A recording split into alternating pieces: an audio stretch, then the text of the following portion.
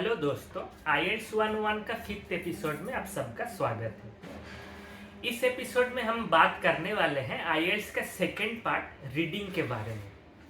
तो रीडिंग का नाम सुनते ही ज़्यादातर कैंडिडेट के मन में यही सवाल आता है कि 1 घंटा के अंदर ये इतना सारा पैसेज कैसे पढ़ के ख़त्म करना है। दूसरा जो क्वेश्चन वो आता है कि पैसेज का मीनिंग कैसे हम समझ सकते हैं।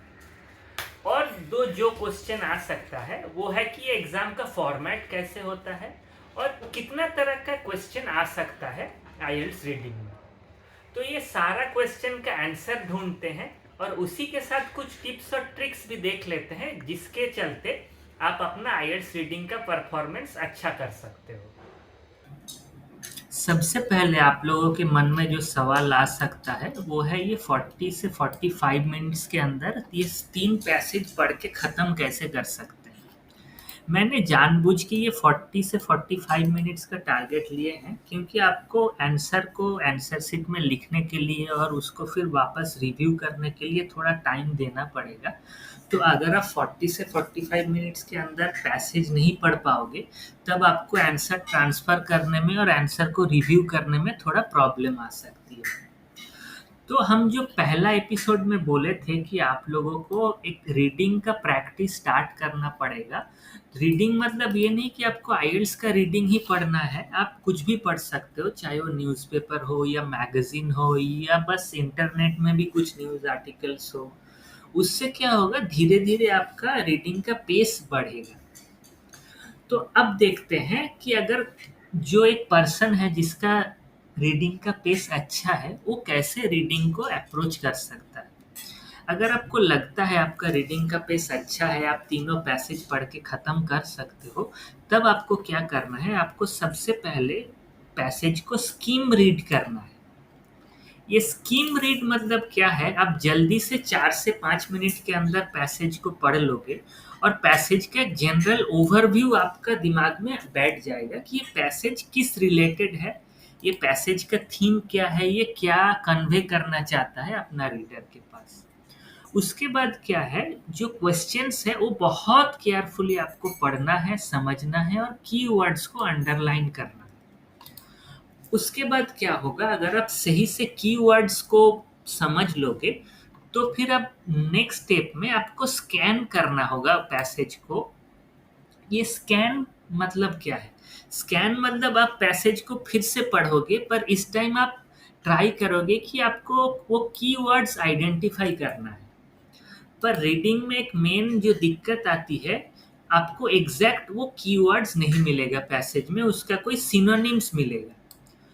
तो आपको अपना वोकैबुलरी भी थोड़ा स्ट्रॉन्ग करना पड़ेगा ताकि आप जल्दी से जल्दी सिनोनिम को पकड़ सको पैसेज के अंदर।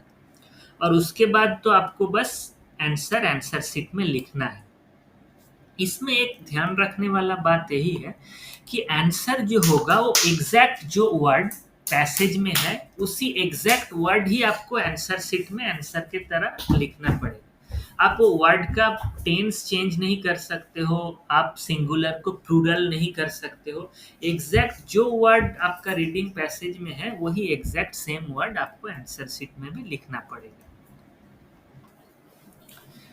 अगर आप सोचते हो कि आपका रीडिंग का पेस उतना ज़्यादा नहीं है, आप शायद पढ़ के ख़त्म नहीं कर पाओगे पैसेज, तो उस केस में आप क्या कर सकते हो, आप जो फर्स्ट स्टेप है स्कीम रीडिंग का, फर्स्ट स्टेप को स्किप कर सकते हो।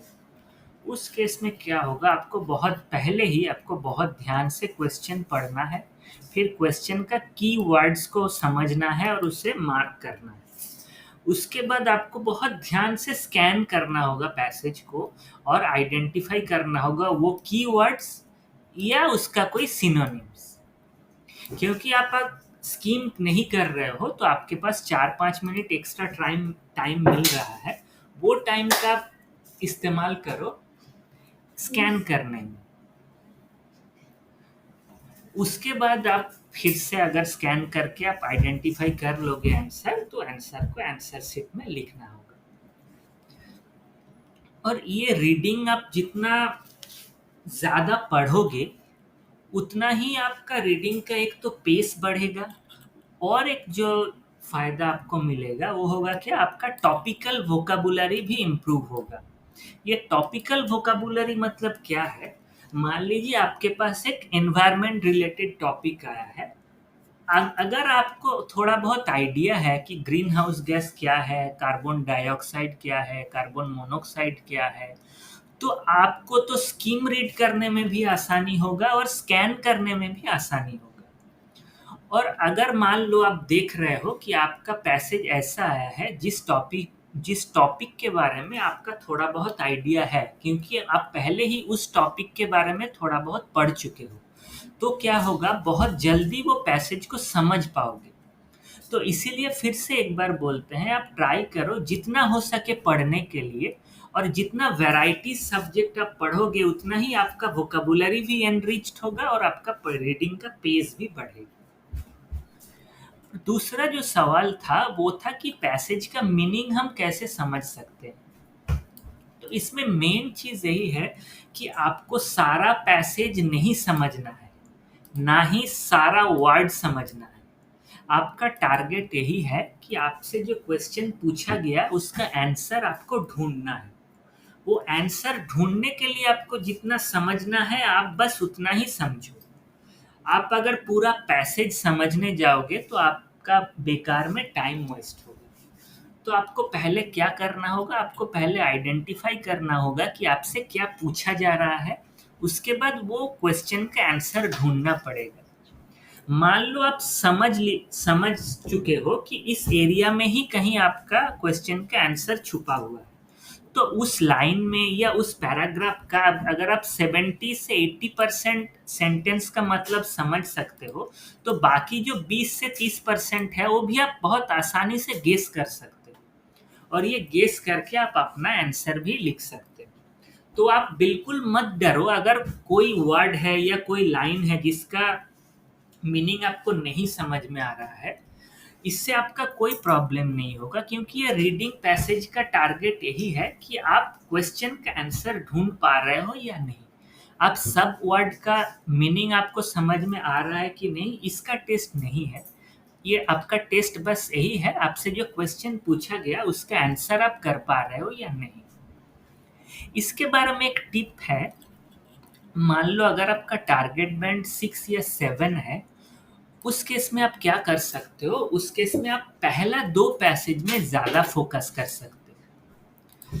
क्योंकि क्या है ना, जो फर्स्ट पैसेज है वो सबसे आसान है, और ये जो थर्ड पैसेज है वो सबसे मुश्किल है। तो अगर आपका टारगेट बैंक 6 या 7 है, तो आप फर्स्ट और सेकंड पैसेज बहुत ध्यान से पढ़ो, बहुत अच्छी तरीके से क्वेश्चन का आंसर करो। उसके बाद जो टाइम बच रहा है फिर वो आप थर्ड पैसेज ट्राई करो। थर्ड पैसेज में आप जितना आंसर कर सकते हो करो, जो नहीं कर सकते हो उसमें भी आप गेस करके कुछ ना कुछ आंसर करके आ जाओ। क्योंकि रीडिंग में भी लिसनिंग की तरह कोई नेगेटिव मार्किंग नहीं है, तो आप आराम से गेस कर सकते हो जिसमें आप 100% श्योर नहीं। पर अगर आपका टारगेट स्कोर 7.5 या उससे ज़्यादा है, उस केस में क्या करना है, उस केस में आपको फर्स्ट और सेकंड पैसेज थोड़ा जल्दी ख़त्म करना है, ताकि आप थर्ड पैसेज में थोड़ा ज़्यादा टाइम दे सको। क्योंकि थर्ड पैसेज थोड़ा मुश्किल होता है, और आपको ट्राई करना होगा थर्ड पैसेज में थोड़ा ज़्यादा टाइम देके जितना मैक्सिमम करेक्ट कर सकते हो उतना ही मैक्सिमम करेक्ट कर लो। और एक जो इम्पोर्टेंट टिप्स है, ये जो आंसर है वो ऑर्डर में ही आता है। मान लो अगर फर्स्ट क्वेश्चन का आंसर आपका थर्ड लाइन में है, तो सेकंड क्वेश्चन का आंसर सेकंड लाइन में नहीं हो सकता। वो थर्ड लाइन के बाद ही कहीं वो आंसर आपको मिलेगा, चाहे वो फोर्थ हो सकता है, फिफ्थ या सिक्स्थ हो सकता है। तो अगर कोई क्वेश्चन का आंसर आपको मिल गया है, उससे पहले का पैसेज आप इग्नोर कर सकते हो नेक्स्ट क्वेश्चन के लिए, क्योंकि नेक्स्ट क्वेश्चन का आंसर उसके बाद में ही आएगा। अब चलिए देख लेते हैं ये फॉर्मेट कैसा होता है रीडिंग टेस्ट का। इसमें आपको टोटल 30 पैसेज मिलेगा और टोटल 40 क्वेश्चन मिलेगा, जैसा कि लिसनिंग में मिलता है। तो इस हिसाब से हर एक पैसेज में आपको या 13 नहीं तो 14 क्वेश्चन का आंसर करना पड़ेगा। और टोटल जो टाइम आपको मिलेगा वो है 60 मिनट्स। लिसनिंग में आपको जो एक्स्ट्रा टाइम मिलता था आंसर शीट में आंसर ट्रांसफर करने के लिए, रीडिंग में ऐसा कोई एक्स्ट्रा टाइम नहीं मिलेगा। ये 60 मिनट्स के अंदर ही आपको पैसेज पढ़ना है और आंसर शीट में आंसर भी लिखना है। चलिए अब देख लेते हैं कि आंसर शीट आपको कैसा मिलेगा। इस तरह का एक आंसर शीट आपको मिलेगा। रीडिंग में आपको अलग से आंसर शीट नहीं मिलेगा। लिसनिंग का जो आंसर शीट है उसी के ऑपोजिट साइड में आपका ये रीडिंग का आंसर शीट होगा। लिसनिंग टेस्ट जब खत्म होगा तब एग्जाम का इन्विजिलेटर आपको बोलेगा कि आप आंसर को टर्न ओवर कर सकते हो। उसके ऑपोजिट साइड में आपको पेंसिल से आपका नाम लिखना होगा, बाकी जो फॉर्मेलिटीज है वो पूरा करना होगा। जो आंसर है वो भी आपको पेंसिल में ही लिखना पड़ेगा। ये आंसर शीट का फॉर्मेट भी आप डाउनलोड कर सकते हो, लिंक डिस्क्रिप्शन बॉक्स में दिया हुआ है। और एक इम्पॉर्टेंट बात, लिसनिंग की तरह रीडिंग में भी आपको पेंसिल से ही सारा आंसर शीट फिल करना पड़ेगा। और लिसनिंग के तरह आप स्मॉल और कैपिटल दोनों लेटर यूज कर सकते हो, पर ध्यान रखना अगर आप स्मॉल लेटर यूज कर रहे हो तो 1 से 40 सब आंसर में आपको स्मॉल लेटर यूज करना है। और अगर आप कैपिटल लेटर यूज कर रहे हो तो 1 से 40 सारा आंसर में आपको कैपिटल लेटर यूज करना है। पर स्मॉल लेटर यूज करने से आपसे आपसे गलती होने का एक चांस हो जाता है। मान लीजिए कि अगर आंसर आपका हो रहा है मिस्टर स्मिथ, उस केस में आप अगर कैपिटल लेटर यूज कर रहे हो तो बस सारा चीज आपको कैपिटल में ही लिखना है। अगर आप स्मॉल यूज कर रहे हो तो आपको एम कैपिटल लिखना है और एस कैपिटल लिखना है। ये दोनों में से अगर कहीं आप कैपिटल की जगह स्मॉल लिख दोगे तो आप सही आंसर आइडेंटिफाई करने के बावजूद भी आपको स्कोर नहीं मिलेगा। तो अगर आप कैपिटल लेटर यूज करोगे तो आपसे ये एक रिस्क फैक्टर कम हो जाएगा। और चौथा जो क्वेश्चन था वो है किस तरह का क्वेश्चन आता है रीडिंग टेस्ट में। ऐसे तो रीडिंग टेस्ट में बहुत तरह का क्वेश्चन आ सकता है, इसमें हम मेन जितना टाइप का क्वेश्चन आता है उसी का कुछ टाइप देख लेते हैं। पहला जो आता है वो है हेडिंग मैच करना। इसका मतलब क्या है, एक पैसेज में अगर 3 या 4 पैराग्राफ है तो हर एक पैराग्राफ का एक हेडिंग आपको देना पड़ेगा। हेडिंग का कुछ ऑप्शन रहेगा, कौन सा हेडिंग कितना नंबर पैराग्राफ में फिट होता है वो आपको डिसाइड करना होगा। इसके लिए हर एक पैराग्राफ का जो मीनिंग है, जो ओवरव्यू है, वो आपको समझना पड़ेगा। दूसरा जो है वो ट्रू फॉल्स नॉट गिवन या फिर yes no not given question आएगा। तो इसमें देखिए ट्रू मतलब क्या है, जो स्टेटमेंट है एग्जैक्ट वही स्टेटमेंट या एग्जैक्ट उसी मीनिंग का कोई स्टेटमेंट आपको पैसेज में मिल रहा है तो आप ट्रू सिलेक्ट कर सकते हो। वो स्टेटमेंट का एग्जैक्ट ऑपोजिट कोई स्टेटमेंट मिल रहा है तो आप फॉल्स सिलेक्ट कर सकते हो। अगर उस स्टेटमेंट के रिलेटेड कोई इंफॉर्मेशन नहीं मिल रहा है तो आप नॉट गिवन सिलेक्ट कर सकते हो। एग्जाम्पल के तौर से मान लो एक स्टेटमेंट दिया हुआ है mister x is very short. तो अगर पैसेज में कहीं लिखा हुआ है mister x is very tall तो उस केस में आपको फॉल्स सिलेक्ट करना होगा। अगर पैसेज में लिखा हुआ है mister x is very short तो उस केस में ट्रू होगा। अगर पैसेज में मिस्टर एक्स का हाइट रिलेटेड कुछ भी इंफॉर्मेशन नहीं है तो उस केस में आपको नॉट गिवन सिलेक्ट करना होगा। तीसरा जो आ सकता है वो है कि मैचिंग पैराग्राफ इंफॉर्मेशन क्वेश्चन। मान लीजिए आपको कुछ इंफॉर्मेशन दिया गया, आपसे पूछा जाएगा कि ये इंफॉर्मेशन कौन सा पैसेज में आपको मिला है। तो ये भी आपको आइडेंटिफाई करना पड़ेगा कि वो इंफॉर्मेशन किस पैसेज में आपको मिल रहा है। चौथा जो है एक समरी कंप्लीशन क्वेश्चन। इस केस में क्या होगा, एक समरी दिया होगा, समरी के बीच में कुछ ब्लैंक रहेगा और ब्लैंक को आपको फिल करना होगा पैसेज से वर्ड या वर्ड्स ढूंढ के। जो है सेंटेंस कंप्लीशन, वो भी एक तरह समरी कंप्लीशन जैसा ही है, पर इस केस में आपको ग्रामर का भी ध्यान रखना पड़ेगा, क्योंकि जब सेंटेंस जो कंप्लीट करोगे वो सेंटेंस ग्रामेटिकली करेक्ट होना चाहिए। जो 6 तरह का क्वेश्चन आ सकता है वह है मल्टीपल चॉइस क्वेश्चन। एक क्वेश्चन आएगा, उसका 3 या 4 आंसर आएगा, कौन सा आंसर बेस्ट फिट हो रहा है वो क्वेश्चन के साथ वो आपको चॉइस करना पड़ेगा।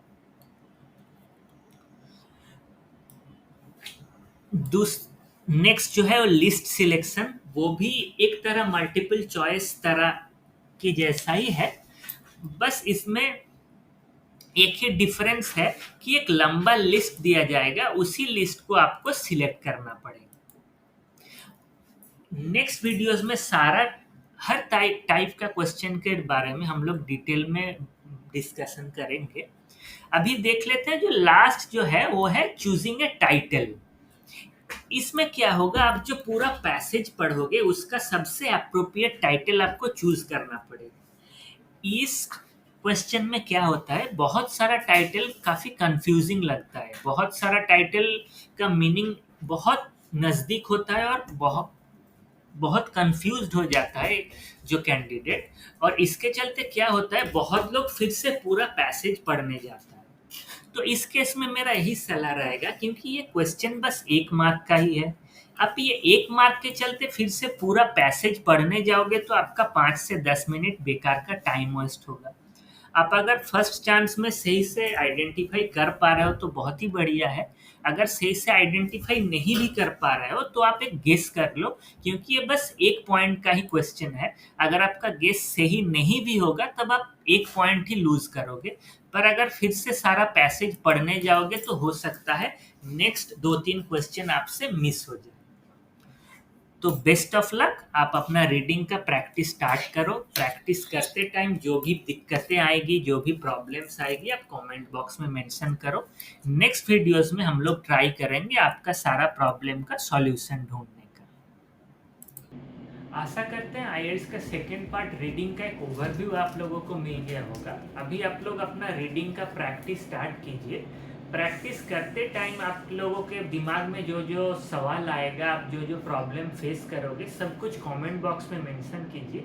नेक्स्ट वीडियोस में हम लोग ट्राई करेंगे वो सब प्रॉब्लम्स का सॉल्यूशन ढूंढने का। और चैनल को सब्सक्राइब कीजिए, वीडियोस को लाइक और शेयर कीजिए। नेक्स्ट वीडियोस में हम लोग बात करेंगे आईएलटीएस का थर्ड पार्ट राइटिंग के बारे में। Thank you.